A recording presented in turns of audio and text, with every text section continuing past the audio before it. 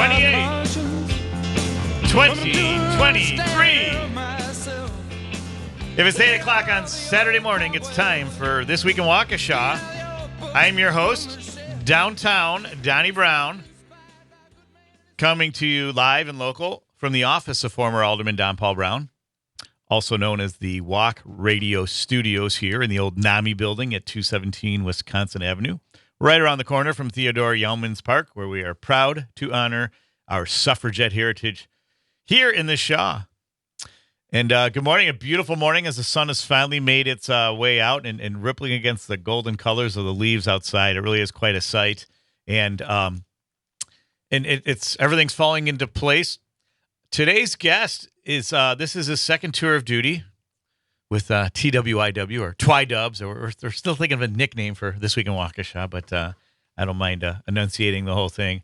And buongiorno! Buongiorno! Mary Jane Sanchez is back from her trip to Italy and other parts in Prague, and she's brought coffee and maybe even some pastries. So welcome back, Mary Jane. But today's guest, he's on his second tour of duty, but his first in his new role as Economic Development Project Manager. Please welcome from the city of Waukesha, Jeff Fortin. Jeff, how are you today? Good. How's it going? Good. You weren't expecting this extra cup of coffee, were you? No. So this is just water. Oh, there you go. So your first cup of coffee then. Yep. Sounds great. But it's always great having Jeff on because he's one of the great resources, one of the great assets we have here in the city, working in it's the Community Development Department, right, under Jennifer Andrews? Yep, that's correct. So terrific. And what have you been working on lately? I said you said you have it's a new title, but it's just name only. It's not a promotion, right? Yeah, it's really just Economic Development Project Manager to reflect the stuff I'm working on, downtown redevelopment projects, tax incremental financing. Okay. Sure. And then a lot of housing. We're running quite a few housing programs now. Sure. Quite a great deal of time. Hey, can you talk more into the mic? Sure. So you're kind of fading in and out. Sorry, okay. yeah. So, but there you go. So, well, neat. That's great. Now, one question I wanted to ask, and it's very timely because on Saturday, November 25th, Small Business Saturday, This Week in Waukesha will now start earlier at 7 a.m. and will be a 2-hour show. Because there's really so much to unpack week in and week out here in our university city. So much going on that, 1 hour just does not do it enough justice. So I wanted to ask Jeff, what are we doing lately to support and promote small business here in Waukesha? The biggest thing we're probably doing now is we've got this new program called the Storefront Activation Loan Program. And the whole goal is to take downtown and central city storefronts. Okay. And have funds available, low-interest loans for landlords to fix them up to make them to current standards. Okay. So in the past, we had facade grants, which we still have, right, and that's funded through Community Development Block Grant, but you can only use that for the outside. The CDBGs, right? Yep. Okay. The federal. And, yeah, you can only use that for the outside. So it doesn't really do anything to attract tenants on the inside. So we've got a lot of old things here that haven't been updated. We also have a challenge of when someone wants to when they've done a certain number of additions, they're going to run into an issue where they have to put in sprinklers.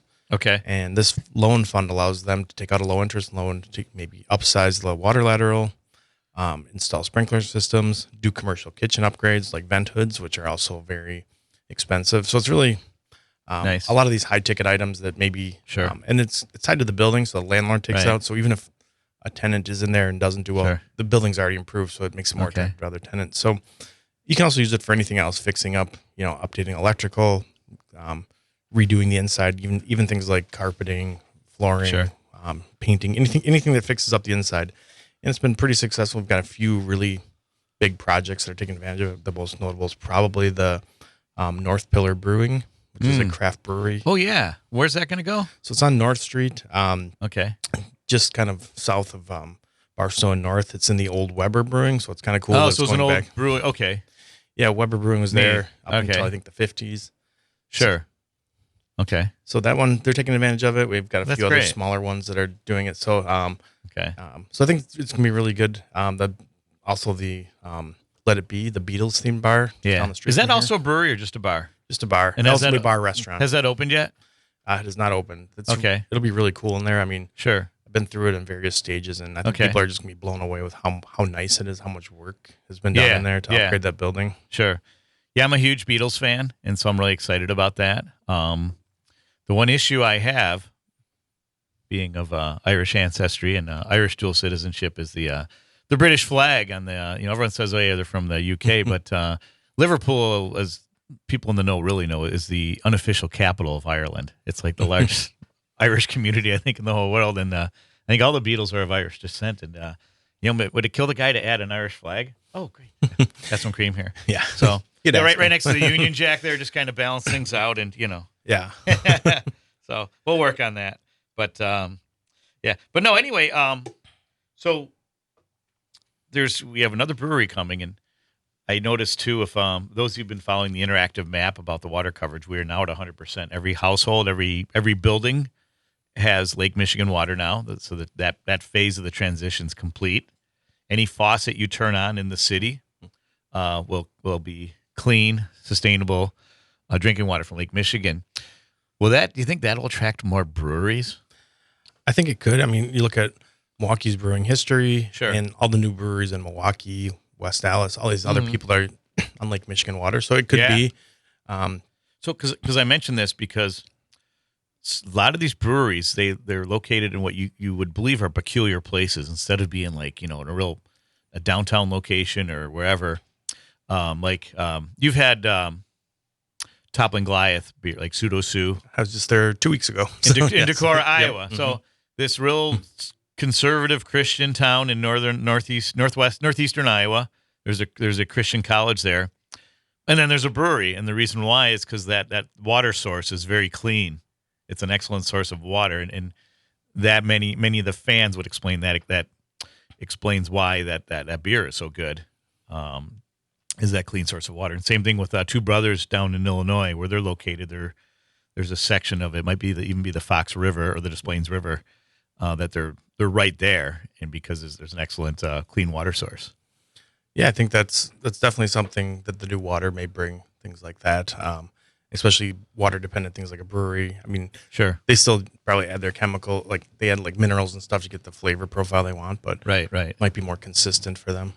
Sounds good, yeah. And so, and we talk about this before the show, so you're not on the spot, but it's on. And I've put it out there for the mayor and for Dan Dukniak and anyone who will listen. Is with now that we have this clean, abundant source of water, can we do anything to spur an aquaculture industry development? Yeah, I think it's something the city could definitely look at. We've got our fixed borders, but there's a lot of opportunities within those borders. Either you can grow fish anywhere. Yeah, you get a lot of redevelopment sites either now or on the horizon. Sure. If you look around the city, you can see there's some empty buildings that are kind of underutilized or no longer used for industry. So I think those are some things that the city could look at and entrepreneurs could look at for new ideas for like taking advantage of the water resource and also adding into doing some redevelopment, making these buildings active again. Sounds great. Yeah, I love that. And I'm a real proponent of it, not only because of the work that I do in responsible seafood, but also in learning about it, that it can create not only economic development, but job growth. And it can also help address the issues of food insecurity that are very much an issue here in Waukesha, as well as the rest of the Milwaukee area. So, and I'm going to switch gears for a second because just some recent news. On the way down this morning, I did hear that the shooter out of Lewiston, Maine, was found, I guess, dead because of a self-inflicted wound. For those of you just waking up and hearing about this, and so there's a great deal of relief in that community that that part is over in terms of there being a dangerous shooter out there. But still, obviously, the damage has been done, and our hearts go out to those people in that community. And we had a similar shooting, I shouldn't say similar, but we did have an incident in Germantown where I think it was just the shooter that was taken out by a police officer. But again, a very frightening situation where a guy comes from out of state and he goes to get his car fixed and he's behaving erratically, and he goes across the street to a local middle school and he tries breaking in while there's still students at the school, even though it's 6 o'clock at night. There's some other activities going on, and somehow manages to climb up on the roof. And I know our police, they've seen a lot of peculiar things, but now this is becoming, part of the norm. So, but Is there much in the way in community development? Is there a role, like how do you guys, what is it, that things that you can do to promote safer communities? I think just building here in Waukesha, even though it's a large city of over 70,000 people, just building a strong community. It feels more like a small town here. A lot of people know each other. So I think that kind of helps, because people are, once they, if they're really invested in their community, they're going to help take care of other people, keep an eye out for things, be hyper vigilant about that. I think, maybe there's some ideas in urban design and things that can be done. Great segue. So there's a lot of different studies in urban design and how it can help with building safety, eliminating hiding spaces. But then also, you talk about the big planning thing that's been for years is why downtowns are, so good, is because and this urban design is so good is because you have eyes on the street. There's always people out doing activity. And even downtown, when we have developments, we really want street level activity. You're looking at, even with one of the newer apartments buildings, they didn't want to do a retail space. So we said we have to have some sort of active thing in there. So we had them put their fitness room in there. Nice. So you get this activity. There's always people keeping an eye on what's going on. I think that helps. Whereas if you have something that's closed off, and there's no activity at the street level, then you don't really have anybody keeping an eye on the street, and it makes it more susceptible for things to happen. Sure. Yeah, all great point. And Jeff and I are both advocates, or shall we even say champions, for new urbanism. And I know Waukesha has done some experiments on that, and what that involves is more front porch housing, so people know each other, smaller plots or just narrow driveways, a central place like a park or garden, and then what they call third place locality. So if home and work are your first two locations, the third is maybe that health club, that church, that favorite coffee house or library. And anyway, we're about to go to a break. When we come back, we're going to talk more about new urbanism with Jeff Fortin of the City of Waukesha, as well as the Carroll Minute, big game day, the rivalry, the old Musket game against Carthage that Johnny and I will be covering later on today. So don't go away as This Week in Waukesha continues.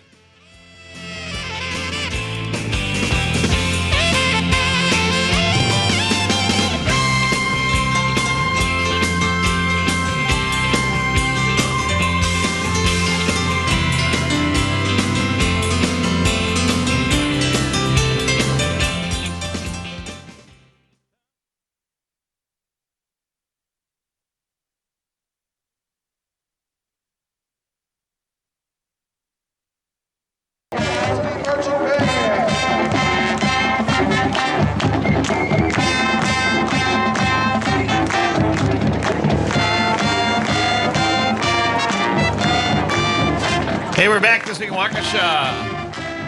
I'm your host, Don Browne, with Jeff Fortin from the City of Waukesha, the Community Development Department, and the Economic Development Project Manager.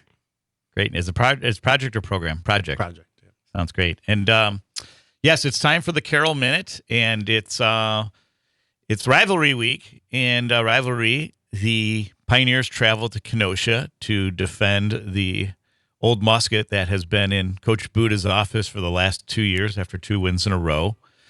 Carthage actually leads this rivalry 29-16 since it started in 1961.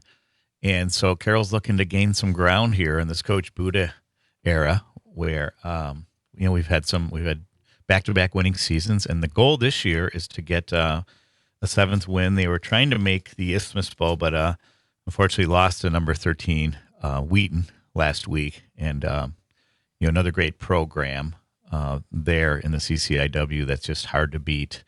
But, so looking forward to driving down to Carthage Stadium with Johnny. He'll be picking me up after the show. And one thing I learned, too, is the Keller Field is named after, I think his name was Art Keller, and he was Carthage's coach. The longest win streak in college football in the 1960s was owned by Coach Keller and the Firebirds of Carthage. So they have some traditions, and they'd like to kind of fight their way back to those winning ways, just as Carroll has in the Buda era. So we expect a great showdown and a great venue today, and it looks like hopefully nice weather now that the sun is out. So, but one little note too in Carroll is that Carroll men's soccer team was victorious against North Park in a 2-0 victory this week. So congrats to them.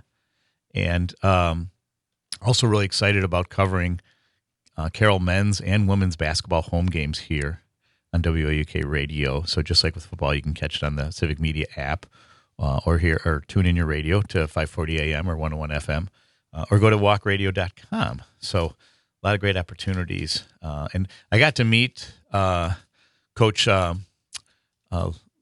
Lindsay Schultz, the women's coach. They're having she's having a great run here with a second place finish last year. And they should be near the top of the CCIW this year. A lot of promise.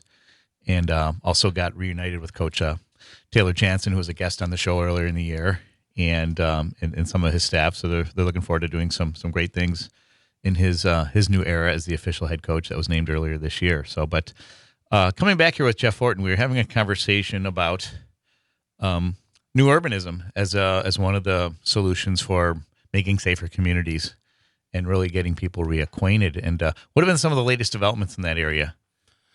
For us, the biggest one is probably going to be our new comprehensive plan, and then following that up with the zoning ordinance. The CIP, right? Well, this is more of a land use plan. Okay. And it kind of overlooks, there's a bunch of different things it touches on: transportation, housing, economic development, and most specifically land use. Okay. What we're looking to do is, given our urban growth kind of boundary now, and the fact that we're more in a redevelopment mode, really trying to weave these new urban principles into new regulations. Sure. So really trying to stress the, building more compact, building more dense, building up instead of out. So lots of different things that can also grow your tax base while also creating kind of a more of an urban, or a new urban space. Okay. So that's kind of one of the things we're working on. We're also looking at integrating more housing into existing commercial areas. We have these areas with retail sort of, I wouldn't say it's declining. It's different. It's changing. Sure. So you don't need these giant parking lots anymore. Right. And so we're looking at allowing residential to kind of come in there, and then making sure that there's pedestrian amenities. So you're kind of almost, there's a lot of places, especially down in Texas, there's a guy down there who does a lot of work in this field. He'll buy an old aging, either like strip mall or shopping center, and then he'll start adding housing to it. And then he'll start getting rid of some of the older commercial that's not really working anymore. Sure. And really the idea is to kind of build up community. You're now creating additional tax base, but also providing customers for the business. Right. And then getting rid of some of the obsolete buildings and parking areas. Yeah. Jeff, this is producer Anya. I have a city planning question for you, if that's okay. Sure. Thanks, Anya. Go ahead. I just got back from Texas, actually. And even before you said Texas, I was just thinking when we were there, we noticed the footprint of all these buildings and their parking lots. It was so huge. And then the inside of the building, it was like they had no creativity. Jeff, do you ever find that having to work inside of a smaller foot space or not having infinite land, do you ever find that helps creativity, or does it always squander it more? I'm just wondering. That's a great question. No, I think having less actually makes it more creative. You always hear people talking about, even like people writing a TV show, they try to write themselves into put themselves into a box and try to get out. Where, so it makes it more challenging. But if you look at our downtown businesses, there's limited space. If you buy a tenant space there, you can't expand out. Yeah. So you'll see them do creative things. You look at People's Park, where we can't really expand out, but we're really popular, so they expanded up, and then they expanded up again. Now they have a rooftop. Place. Yeah, they have a rooftop thing. You're not going to really see a rooftop out in a strip mall. You're going to see it in a place downtown where really necessity is where what's happened. Also, even necessity is the mother of invention. Yeah. So I think having some limits does help with creativity, because you have to be creative, otherwise it's not going to work. And it's part and parcel with, or it aligns with this living small movement too, which is real big. I have a realtor friend out of Madison who's a big champion for that, and you can really do a lot with smaller spaces these days, whether it's in a downtown area or a rural area or a suburban area. Yeah, definitely. If you even look at some of the newer developments, redevelopment things that Habitat's doing, they're going back to traditional size lots, traditional size homes, like what you'd have maybe seen in the 1920s, and kind of building, their latest development, which is a redevelopment site. They're taking 16 lots and building, what would be like homes that look like they were built, in the 20s and 30s, which is what the neighborhood is. Yeah. There, so. Yep. Traditional neighborhoods. Yep. So when we come back from the break, we're going to talk more about traditional neighborhoods, the issue of affordable housing that's affecting everybody, including workforce housing, and other exciting things going on here with Jeff Fortin of the Community Development of the City of Waukesha. So much more to talk about when we come back. So don't go away, including some exciting announcements of things going on today.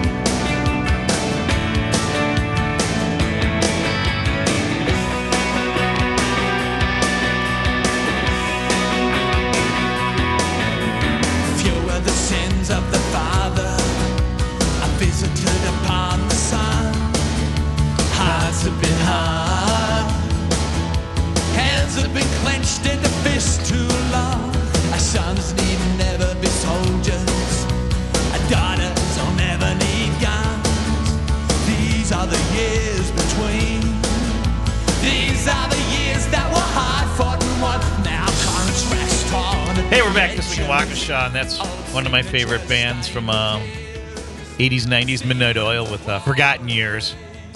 And very timely what's going on in the world today about Forgotten Years.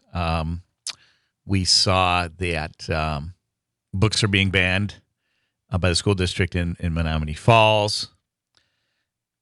We've seen some other things nationally that we're not really pleased of. It's just a really good time at the local level to really become more involved, connect with your local legislators, with other leaders in the community, with other groups. Get to know people like Jeff Fortin here with the City of Waukesha. That's a great resource on community development. And connect with our university partners here at Carroll. There's so many great programs. You don't have to be a student to really benefit from all the great things that Carroll has to offer, this university city. And just be informed too, and connect with local radio like ours, local news. I was promoting this show here with Jeff, and I got a message on Facebook from I guess you could call him a fellow alumnus, Tim Nekich, who was an alderman here in Waukesha during the 80s and the 90s, and still very active with the city. I think he's a chief election inspector still, and very big, a Vietnam War veteran too. So he'll be my guest on November 11th, which I'll be doing remotely from St. Louis, and Tim will be here in the studio with Anya. So really, but he's another great, he's someone, he moved here in 79 and he loves Waukesha. He's all about Waukesha, lives near downtown. And I'm just really glad I had the pleasure to meet him and to learn more about him and the things he does with our city. And while we were having coffee, City Attorney Brian Running came into and he started talking to us, and I've been trying to get Brian on the show on a couple occasions. He's like, "No, you don't want me." And but he finally approached me and said, "You know what? If you need a guest, I'd like to be on the show." And so we're gonna look at getting our city attorney on sometime in December and January when the schedule frees up. And a lot going on next week. We're gonna have Plowshares on the show promoting their virtual fundraiser on that takes place on November 11th, actually. But it'll be a documentary around water and responsible water. So we're really excited to have those guests on. I'll tell you more about that later in the show. And then, of course, Tim Nekich on Veterans Day on November 11th. November 18th is Chief Thompson. So really excited to finally have Daniel Thompson on the show, our fine chief of police, who I had the honor or pleasure of getting to know really well when I was alderman. So, but returning to this conversation with Jeff, I made kind of a faux pas, and my apologies, Anya. Usually when I do the Carroll Minute, I ask my guests what the relationship with Carroll and their entity has been, what it's meant for them. And so I wanted to ask Jeff what Carroll's relationship with Waukesha's Community Development Department has been like, and what are some of the positives in that relationship. I think one of the biggest things with Carroll is that they're part of a historic district. They have all these landmark buildings, and they've been very good, probably over the last 15 years, of really trying to fix these buildings up to make sure they stand the test of time, rehabbing old homes in the neighborhood and repurposing them for university uses. So really making that campus like a showcase. You go anywhere on campus, it looks very nice. And they've spent millions of dollars upgrading these buildings, and preserving part of Waukesha's history. Some of these buildings predate the city. So that's been good. Also with our downtown, we run the Downtown Waukesha website, Facebook page, Instagram. So we do a lot of marketing. Typically, you'd have a business improvement district doing that, but since we don't, the city has kind of taken over that role. And really, we've worked a lot with Carroll on promoting their events. Great. They share our events. And then also placemaking. We've been working a lot on downtown in these neighborhoods, and you see the banners throughout our downtown, the different downtown areas.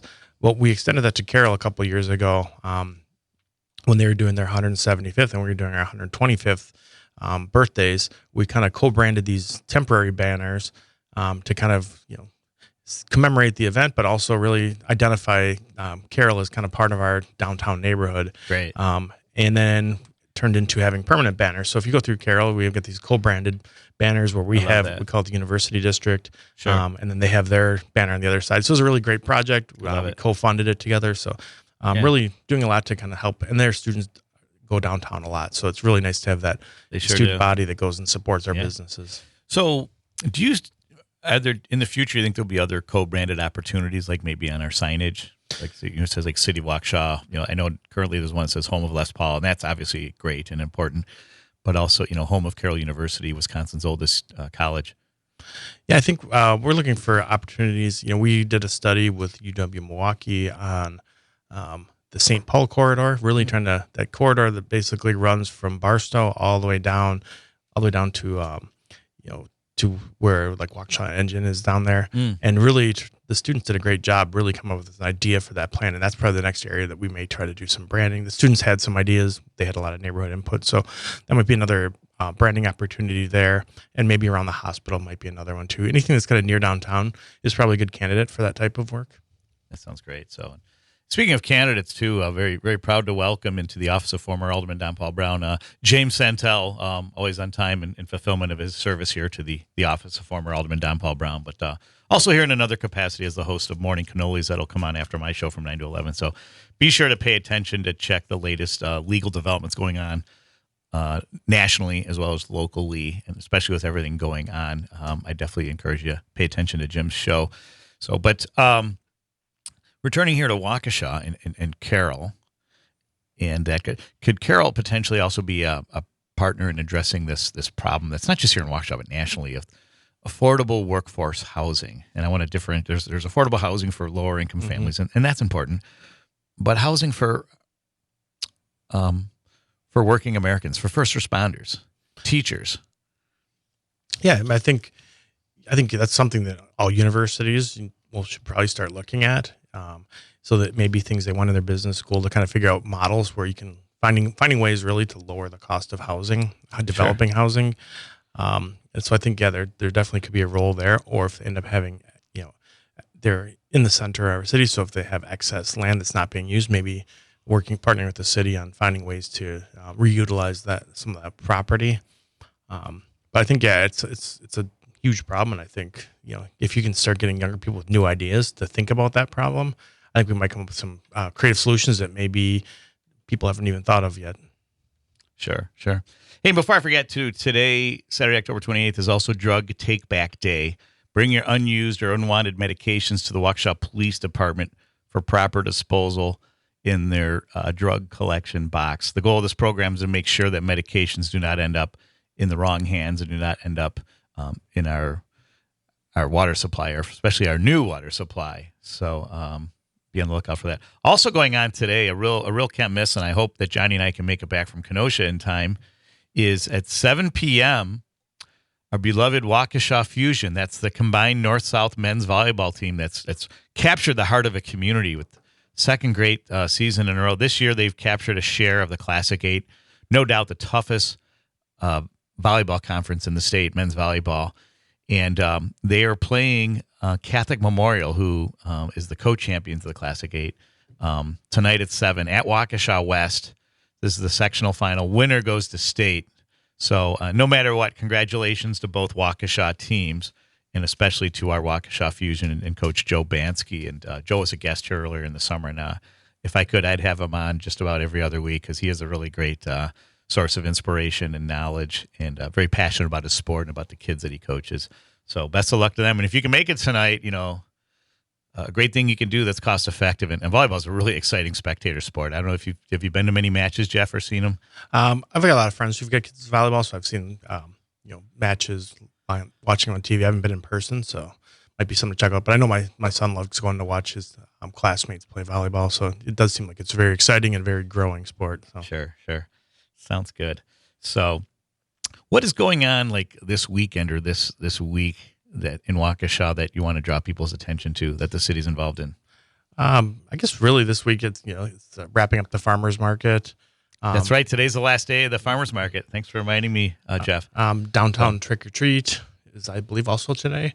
Downtown trick or treat. Okay. Yeah. Thanks. I don't know. It's this afternoon. I'm sorry. I apologize. I don't know the times, but it's downtown businesses. They'll have a little thing in their window that says they're participating. Kids can go around and get kind of trick or treating downtown. They can see all the scarecrows the businesses have put up on the light poles.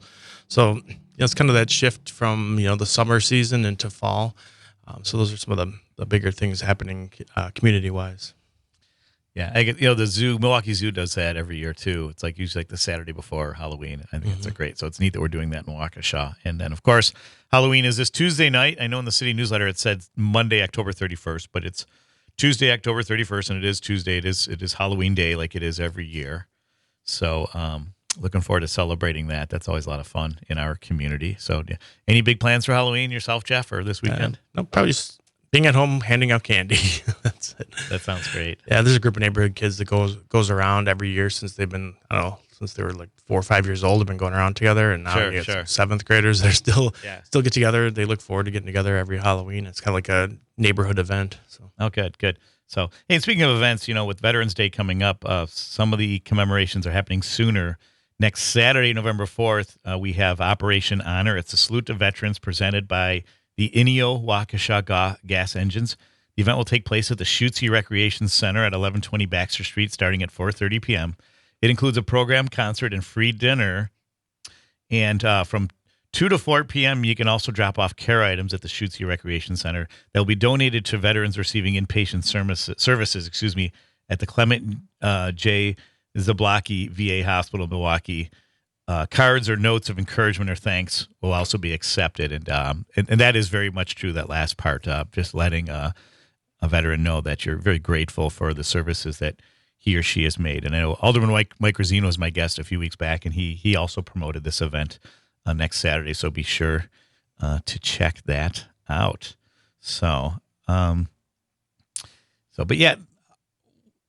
And I apologize, I'm embarrassed as a former alderman. I haven't really been paying attention to what's been going on in the city. But one thing I do know that we have done a good job of honoring our veterans here in Waukesha. Would you say that's a fair statement? Yes, definitely.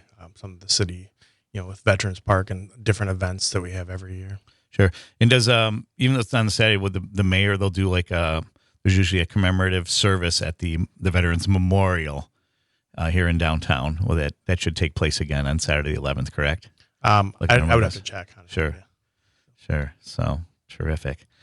So, but some other issues I wanted to cover though, too, was with economic development. I saw that the state of, or this region, I guess, of Wisconsin was selected as part of a federal initiative to enhance the technology economy here, if that's the right term. Have you been paying attention to that, or does the city have opportunities to cash in on that? I guess anything that's going to happen in the region, the city should be looking at ways to take advantage of it. And again, with some of our redevelopment opportunities, it might be definitely something the city should be keeping an eye on, and finding out how we can be a strong participant in that. Sure, yeah, because I know something that even like the greater Milwaukee area has been serious about is that there's still this unfortunate reputation of being a rust belt, when really it's become more of a brain belt. There's a lot of great technology startups and innovation centers and hubs and businesses. And, is there any way, especially again, this being a university city, that we're exploring opportunities to develop more technology businesses here and jobs? Yeah, I think starting with the university is probably the best approach. I mean, they should maybe start, looking at what programs they have and what the future needs are. And I'm sure they're probably doing this, but both, Carroll and University of Wisconsin-Milwaukee at Waukesha, identifying kind of these current trends and what direction we're going, and really trying to tailor programs and recruit students into those programs. Sounds great. And then what have I missed? Like, what are some other areas for economic development that the city's looking at where we can encourage? Yeah, I mean, I think for us, housing and economic development are tied together. You want your workforce to be able to live here and have places to live. And so we've really been doing a lot of housing stuff because it is tied to economic development. So we've got a lot of programs. We're really trying to look at these sites throughout the city. We have these kind of, they're not WAUK 1.1 FM.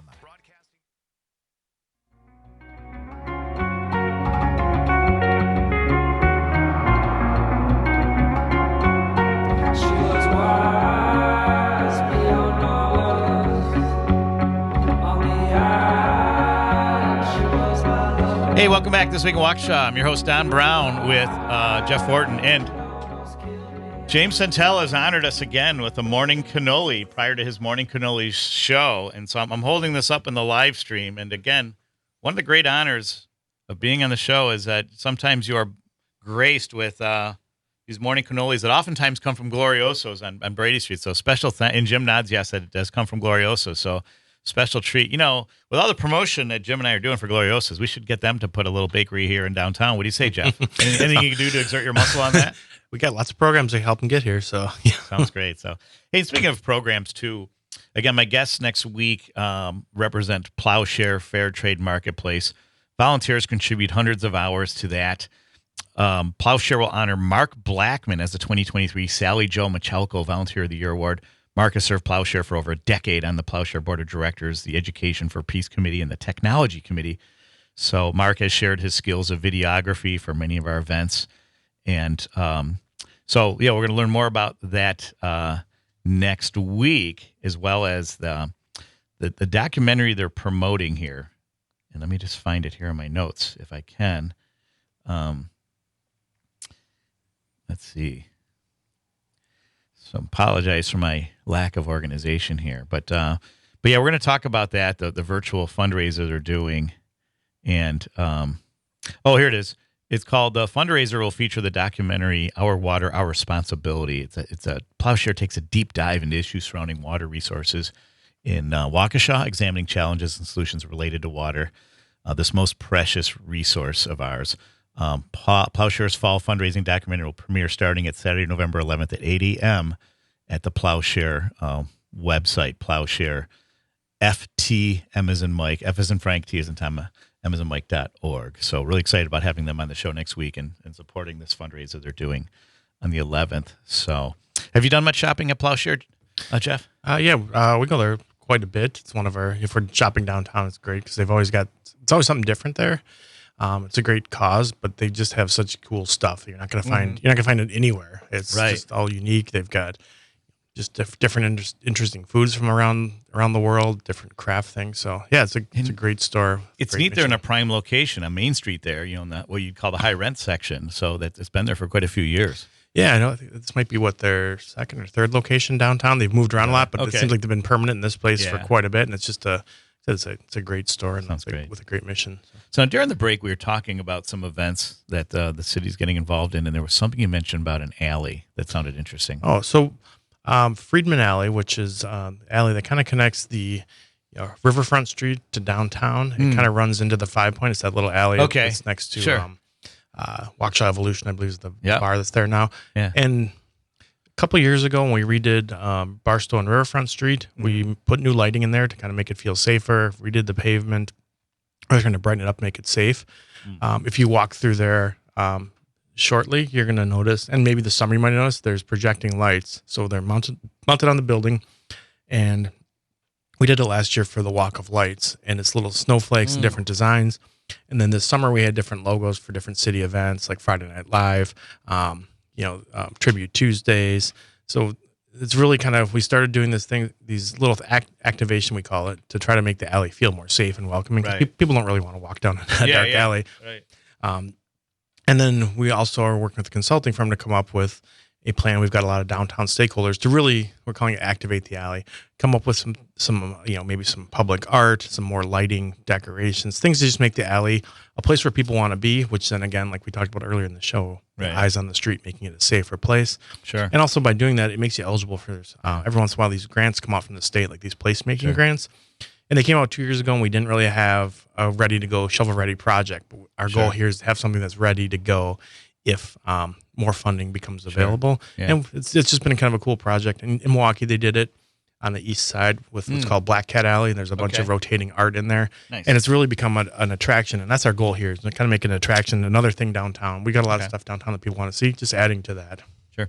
One thing that impressed me as alderman was my time in the council is how the city did a good job of utilizing the artistic resources we had. They're like the logo was designed by a local artist, the new city logo, which I like a lot, and you see it everywhere, as well as these other art programs. And I have to mention, since Anya is our resident film expert, expert might be a strong word, but go ahead. Expert in training. Sure. But do you foresee a possible Waukesha Film Festival? That could be something. That sounds like a cool idea. I mean, you got some nice venues for it with Carroll and the Civic Theater with their remodels. So that's right. It could be a neat thing. And there's lots of locations here for making films, I would say, from driving around. So that could be something too. Yeah, every once in a while, you'll see somebody filming some, short here or something. Yeah, because it's scenic. There's a lot of, you have the downtown, you have the river. So yeah, definitely would be a cool thing. Yeah, anything we can do to get more, more artists involved too in anything we're doing in the city is great. Yeah, like when you have lunch on the second floor, especially lunch during the daytime at People's Park, and you look out the window and you see all that architecture, it takes you back to another time. And so it seems like you'd have a natural set if you were to do like a period era movie. All you'd have to maybe is make the inside look more Victorian, if you will, or timely. But then you look out the window and it's all just sitting there. It's beautiful. Yep. You use CGI to get rid of anything that doesn't look beautiful, right? That's it. Yeah.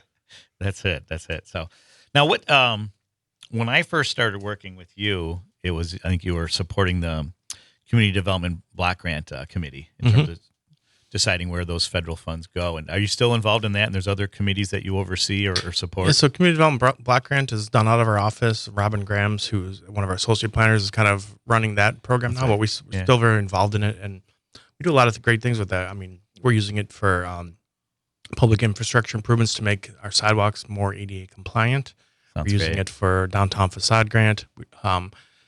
We have the landmarks paint repair grant. So if you have a historic home, you can tap into grant funds through CDBG to help fix up your historic home, because it's always a little more costly when you're trying to keep it historically accurate. So sounds great. Well, Jeff, we're running out of time. Is any final comments for the people of Waukesha on what they should know and how they should participate in this wonderful city of ours? Yeah, I think I would encourage people. The city is now in our second class of the. It's basically local government class that teaches people all the aspects. It's a government academy, and we've had really great success with that. It really gets you to know the city. You go through budgeting, you do police ride-alongs, you learn about every department. Each department will make a presentation. So it really gets people involved. We've got one of our new aldermen had gone through that program. So it's a neat program, and it really gets people involved. And it's a good way to get, we want people to be involved in government. So, even if it's not running for office, put your name in the hat to be on a board or commission. We're always looking for people for all these boards and commissions. That's great. Jeff Fortin, City of Waukesha, thanks so much for joining us. Don't forget, Johnny and I will be back at 12:30 with Anya for the Pioneers game at Carthage. Kickoff at 1, pregame at 12:30. Remember, safety is everyone's responsibility, and so is good mental wellness. And enjoy this beautiful October fall day. And see ya!